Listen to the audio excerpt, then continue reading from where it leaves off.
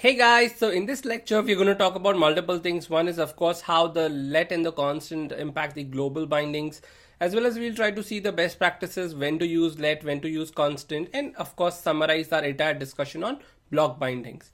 So just before we begin, let me just tell you that I've created a very small example out here, and of course I will be as usual sharing all these pen with you along with the lectures. I'd like to tell you that another way in which we can use the let and constant, and the way they are different from the var keyword, is their global scope behavior. So when variable is used in the global scope, it creates a new global variable, which is a property of the global object, and window in case of browsers. That means accidentally you can override them when you are using the variable keyword. So let's say for example I have two variables, hello and hi. I do a console log of hello and console log of window.hello. So you can see I got two hellos. Similarly, I did for a hi and I got two highs.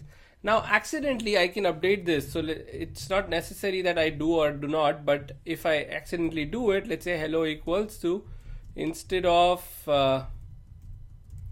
hello, I will make that a lot of O's so that we can see. And now if I do it, both the window object as well as the hello variable both become hello. So this is definitely prone to updating during the variable reassignment. Now even though the variable hello is a globally defined on the window object, it is not safe from being overwritten by a variable. Now this example declares a new global variable. Of course, the moment you do a hello, it declares a new global variable that overrides the original hello variable.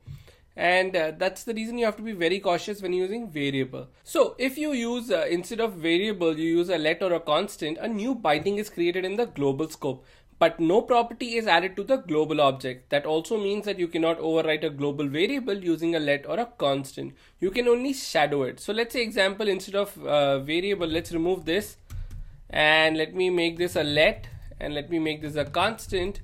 And now if you see, I will see hello and undefined, hi and undefined, which means the objects are not available in the global scope. And I can quickly do a test also. Let's say I just do a console log window hello is triple equals to hello, and the answer should come out as false.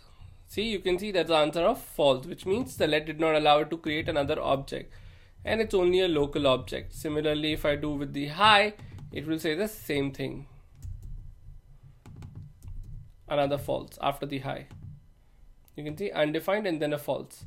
So that quickly shows us how let and constant can be easily used to avoid variables creating global variables. Now this capability makes let and constant a lot safer to use in global scope when you don't want to create properties in the global object. Now you may want to still use variable in the global scope if you have a code that should be used across or probably as a global object. This is most common when in the browsers you're trying to access code from frames or windows. That's the best time when you can use a variable. Now what are the best practices, and let's talk a little bit about what are the learnings that developers see across ES6. So while ES6 was in the development, there was a widespread belief that we should use let by default instead of variable, because of course you can see the benefits of using it. Now for many JavaScript developers, let behaves exactly the way they thought that variables should have behaved, so the direct replacement made logical sense. In this case, you would use constant or const as a keyword for variables only when the variable did not need any modification. However, as per developers who migrated to ES6, an alternate approach, or a pattern that got used to, where we use constant const by default for all the variable assignments instead of let. The rationale is that most variables should not change with their values after initialization, because unexpected errors or value changes are a source of bugs.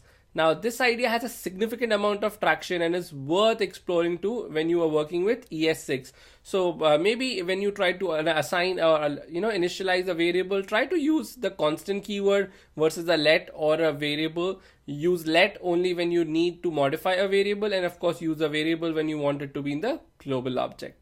Now in summary, the let and constant keyword block bindings introduce lexical scoping to JavaScript.